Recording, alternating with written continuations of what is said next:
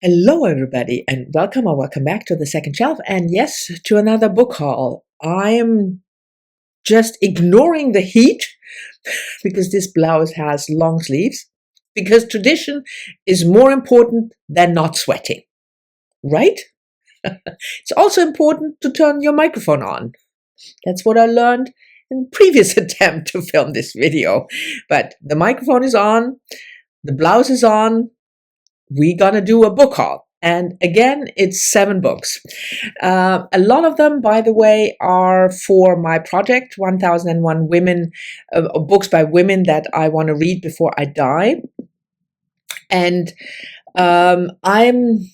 I haven't had the best of choices lately with those books. I had a couple of even DNFs and removals. I will talk about that in another video. So I thought I'm gonna, try to find books also nonfiction, because I'm way behind on the nonfiction part. As you know, my 1001 list includes nonfiction. But the first one is from the list, but it is fiction. And it is this collection by James Tiptree Jr., Her Smoke Rose Up Forever, by Masterwork. I love those editions because the covers are so hideous. They are actually kind of camp. Look at that. I have no idea what that's even supposed to mean. But anyway, this edition was published in 1990.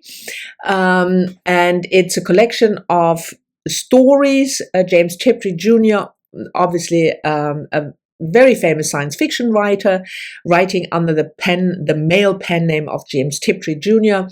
Her quote-unquote real name was Alice B. Sheldon. She was born in 1915. I will talk some more about her when I wrap up this book, because she had a really fascinating and tragic life. But this is a collection of her short stories, sci-fi short stories, mainly before 1977, when her identity was revealed, and it became known that James Tiptree Jr. was actually a woman named Alice B. Sheldon.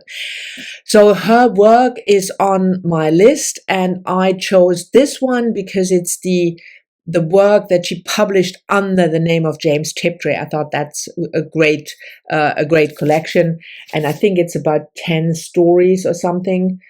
A little more, maybe 20.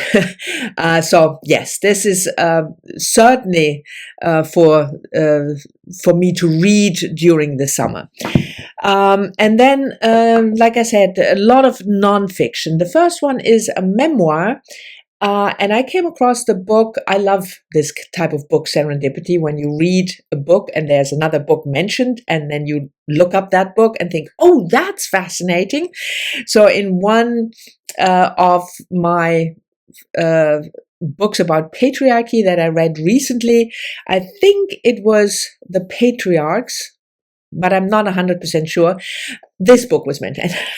Get on with it. I want to see the book. So this is the book, The Kingdom of Women, Life, Love, and Death in China's Hidden Mountains, by Cho Wai-yong.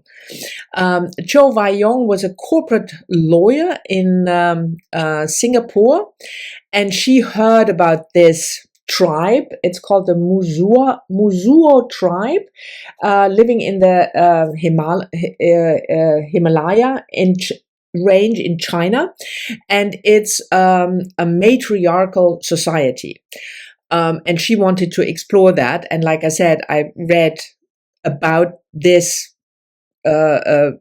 tribe of women and men, by the way, but ruled by women, in another book about the patriarchy and about this memoir. I didn't know it was that slim.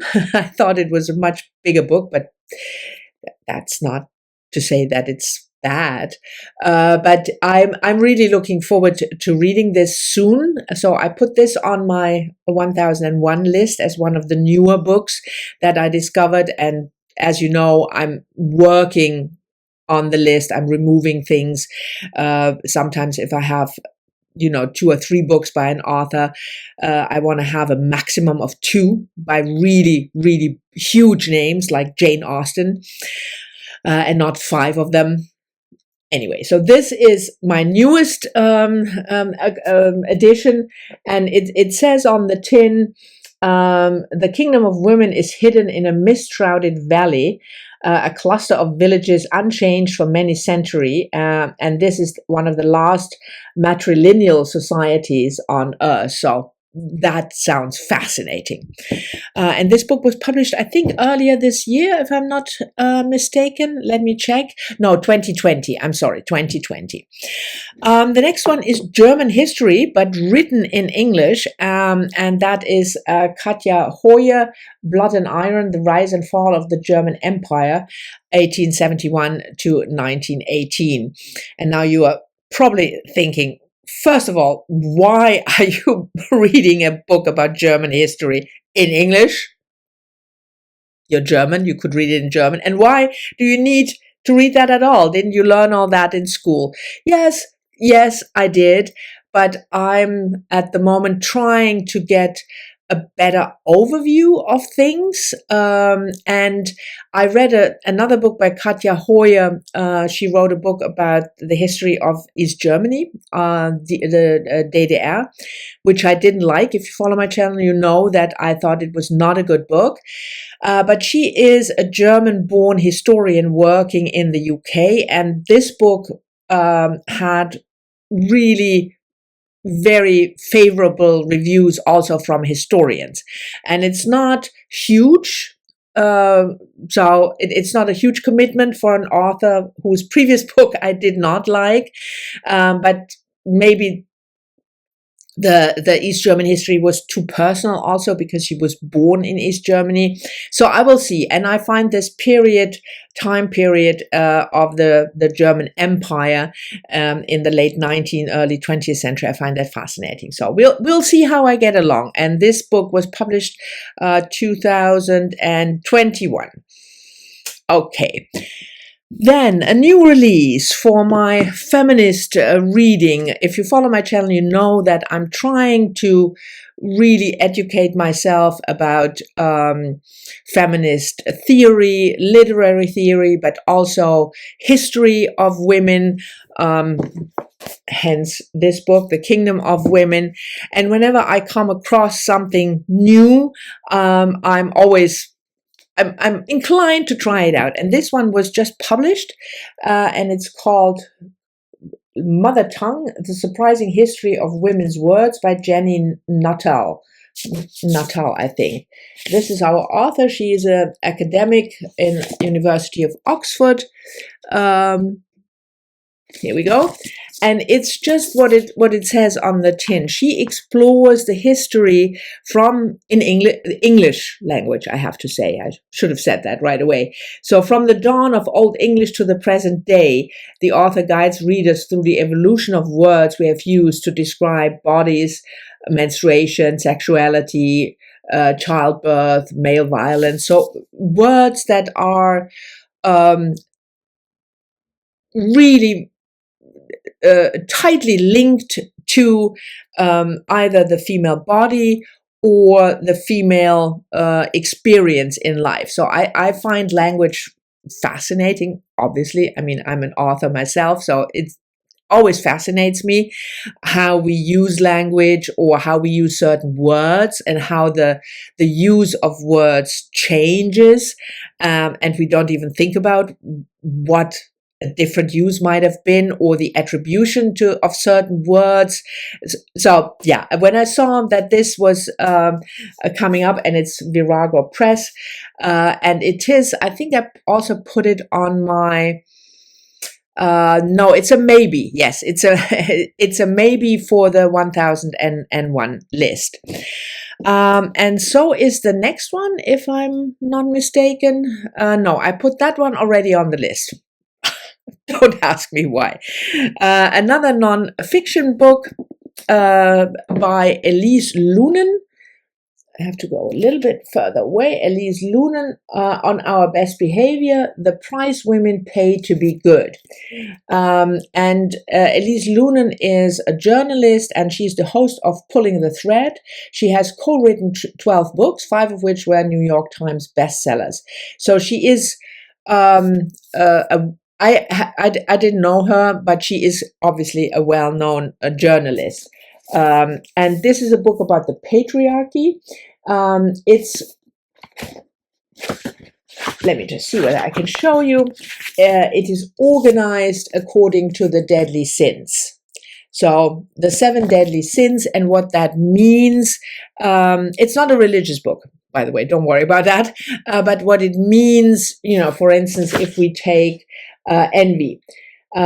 Believing envy to be sinful, we deny our own wanting. So if specifically for women, what does it mean to be a good woman, and what consequences does it have if you deny yourself certain urges or desires or wants because you have to conform to society? I thought that was completely fascinating. So I bought this book more or less blind, just by the blurb and what I think it is about, because it was just published. So yeah. The next 2 are books that I bought, even though I have read them already, either on Kindle or on Script, but I like them so much that I want to have them in the form of a physical copy.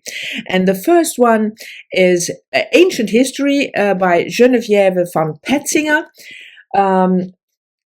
The First Signs, Unlocking the Mysteries of the World's Oldest Symbols. And this was published, it's the heat, I'm just blaming it on the heat, in 2016. And I read it, I think, 2 years ago. And the author is one of National Geographic's emerging explorers, and her work has appeared in numerous print, radio, television, and web-based features. So I think she is a historian, I guess. And it explores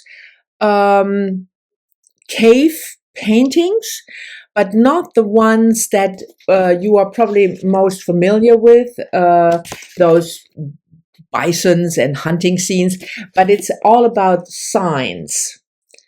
So in some of the caves, the earliest things are these types of signs that are painted on the wall, and she explores that in it's such a fascinating book. I loved it, and then I forgot to buy it, because normally what I do, if I really love a book that I read on Kindle, I buy it immediately in print after I finish it, but I just forgot. And it's also trying to make us realize how much of the male gaze and male perspective, because most of the early archaeologists, they were all male, all the scientists were male in the 18th and 19th and even in the early 20th century. And so, for instance, one of the signs that has been used a lot is a hand, like a handprint. And it was always assumed that all the cave paintings were made by men, because it's hunting scenes. And then it turned out that if you look at the hand, there was one scientist who realized that about 2/3 of the handprints in the caves are female, because females have the middle finger is longer than this finger, something like that. So, and that's a genetic trait of a female hand. And she goes also on these, but also tries to, she can't explain really what the signs mean. We don't know, but it's absolutely fascinating. So I love this book. I think Doris from All the Books was the first one to mention it, and then I read it, and now I have it. And the next one, also read already, but this one I just finished and I immediately bought it. And that is Kate Zernike's The Exceptions, Nancy Hopkins and the Fight for Women in Science. And this book was published earlier this year, I think in February 2023. Kate Zernike is also a journalist. If you live in the US, you might know her because she covered the Tea Party movement extensively in many, many articles. And but this one is about a female scientist, Nancy Hopkins, who started her career in the 1950s. And it's about sexism in science, and in particular at MIT, and how her life is the red thread.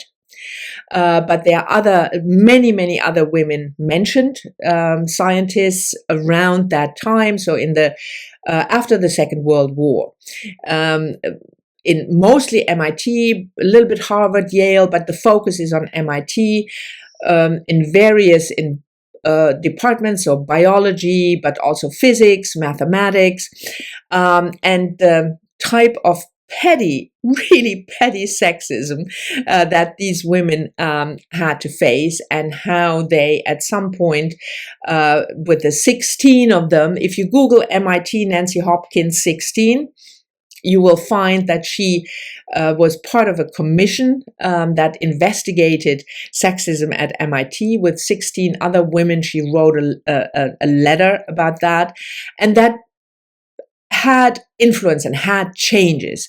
So I'm already sort of wrapping this up, but I will talk about this book even more when I do a recent reads, but I thought it was brilliant, so I had to have it. Anyway, those are the 7 books that I bought in June. July will be a huge book haul month. I can already tell you that, because July is my birthday, and I received already a couple of books as gifts, early birthday gifts, and I will get book vouchers and I will buy a book for myself. So there might be even more than one book haul if I think I have to split it, because this is already 18 minutes and it's only 7 books. Anyway, this is it for the June book haul. Thank you very much for watching. I hope you've enjoyed it. I'm always looking forward to your comments, you know that, and I'll talk to you all soon in the next one.